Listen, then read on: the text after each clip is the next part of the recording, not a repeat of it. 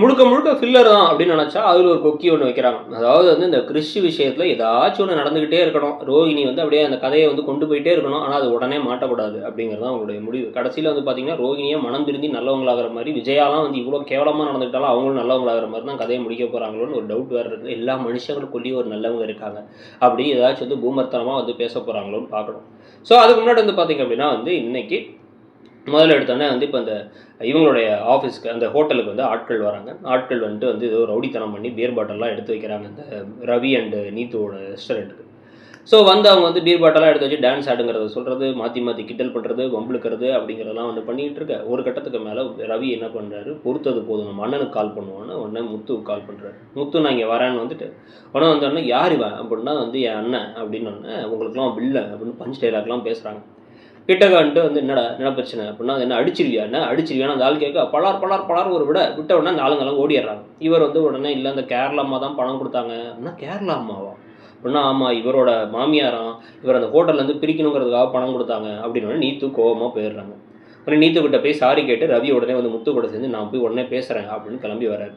இதுக்கு நடுவில் என்னென்னா ரோகிணிக்கு தலை வலிக்குது அப்படிங்கிறதுக்காக தைலம் எடுக்கிறதுக்காக மனோஜ் போக அதை வந்து இப்போ விஜயா பார்த்துட்டு என்ன ஒன்றை தைலம் எடுக்க அனுப்புனாலா அப்படின்னு வந்து இதனால் வரைக்கும் தலையில் தூக்கி வச்சுட்டு இருந்தாங்க பணம் இருக்குன்னு. இப்போ வந்து வேறு மாதிரி நடத்திட்டு உடனே உனக்கு வேணா நீ எடுத்துக்கடி அப்படின்ட்டு அப்படிங்கும் போதே இல்லைம்மா அவள் வந்து எடுத்து நான் வேணான்னு தான் சொன்னேன், அவங்களே தான் எடுத்துக்கிட்டாரு அப்படின்னு இவங்க சொல்லும் போது உடனே வந்து இந்த என்னடா அப்படின்னா வந்து மனோஜ் ஆமாம்மா அப்படின்னு சொன்ன உடனே நீ அவளுக்காக போய் சொல்லிமா இது பண்ணாத, அவளை காப்பாற்றி தான் நீ ஒன்று இன்னும் அவள் ஏமாத்துறா அப்படிங்கிற மாதிரி அவங்க பேசிடுறாங்க. பேசிட்டு இப்போ என்ன நடக்குது அப்படின்னு வந்து பார்த்தீங்கன்னா இவ்வளோ கலைபுரத்தில் பிரச்சனையில் இப்போ வந்து அவங்க கோபமாக வந்து இனிமேல் எந்த வேணாலும் நீயே வந்து அவனை எடுத்துக்கணும், என் பிள்ளைய வேலை வாங்காத அப்படின்ட்டு வந்து திட்டிட்டு போயிடுறாங்க. சோகமாக வந்து உங்கள் அம்மா என்னை திட்டினா கூட நான் கவலைப்படாமல் இருக்கணும்ல, ஏன் தான் அப்படி இருக்கியோ நீ இப்படி இருக்க நீ அப்படின்னு கோபமாக வேற வந்து இந்த பக்கம் இந்த கடுப்பில் ரோகிணி பேசுகிறாங்க. ஆனால் விஜயாவுக்கும் மனசாட்சிங்கிறதே கிடையாதுங்கிறது நமக்கு இன்னமும் தெரியுது. ஸோ இப்போ இதுக்கிடையில தான் வந்து பார்த்திங்க அப்படின்னா நேராக வந்து இப்போ வீட்டுக்கே வந்துடுறாங்க ரவியும் முத்தும். வந்துட்டு ஸ்ருதி கிட்ட கோவப்பட்டு உங்கள் அம்மாவுக்கு மூளை இருக்கா அப்படின்னா அது எங்கள் அம்மாட்ட தான் கேட்கணுங்கிறாங்க இவங்க. ஏன் சம்மந்தம் இல்லாமல் உங்கள் அம்மா மாதிரி பேசுகிறேன்னு கேட்க உடனே என்னடா நம்ம பேர் எடுக்கிறாங்கன்னு பார்த்துக்கிட்டு இருந்தா உங்கள் அம்மா அடியாட்கள் அனுப்பி இப்படி பண்ணியிருக்காங்க அப்படின்னா அப்படின்னு சிரிக்கிறாங்க. உடனே வந்து நீத்து கிட்ட உங்கள் அம்மாவோ இல்லை வந்து நீயோ வந்து சாரி கேட்கணுன்னா கடுப்பாயிட்டாங்க ஸ்ருதி. நான்லாம் கேட்க முடியாது அப்படின்னு கோவமாக உள்ளார போயிடுறாங்க. உடனே ஒய்ஃப்கிட்ட போய் மற்றவங்கள்ட்ட போய் எப்படா சாரி கேட்க சொல்லலாம், ஒய்ஃபை நீ தாஜா பண்ணி தேவையான விஷயத்தை நீ வந்து கரெக்ட் பண்ணி வாங்கிக்கணும்டா அப்படின்னு வந்து இந்த பக்கம் வந்து ரவி கிட்ட வந்து முத்து சொல்ல ஓ தாஜா பண்ணி வாங்குறீங்களான்னு தண்ணி எடுத்து கோவமாக மீனா ஊற்ற வேற அது வேற விஜயா மேலே பட்டுருது. ஸோ இதெல்லாம் நடந்துக்கிட்டு இருக்கும் போதே நேராக அடுத்து ஸ்ருதி என்ன பண்ணுறாங்க, வீட்டுக்கே கிளம்பி போயிடுறாங்க. கிளம்பி போய் அவங்க அம்மாவை திட்டி என்னம்மா நினச்சிட்டு இருக்க, ஏமா அப்படி பண்ண அப்படிங்கிறதெல்லாம் சொல்ல இல்லைன்னு அவங்க சமாளிச்சுட்டு இருக்கும் போதே நீ பண்ணனால எவ்வளோ பிரச்சனையாக ஆயிடுச்சு தெரியுமா அங்கே திட்டிகிட்டு இருக்காங்க. இதுக்கு நடுவில் தான் அந்த கிறிஸ் விவகாரம் வருது.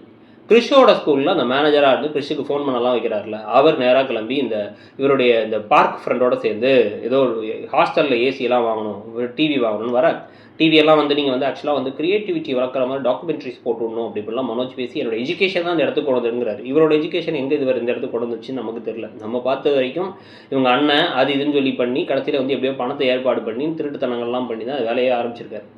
ஸோ வந்து கேட்ட உடனே நீங்கள் இந்த சின்ன வயசுல இவ்வளோ பெரிய ஆளாயிட்டீங்க, எங்களுடைய ஹாஸ்டலுக்கு சீஃப் கெஸ்ட் ஆவாங்கங்கிறாங்க ஸ்கூலுக்கு.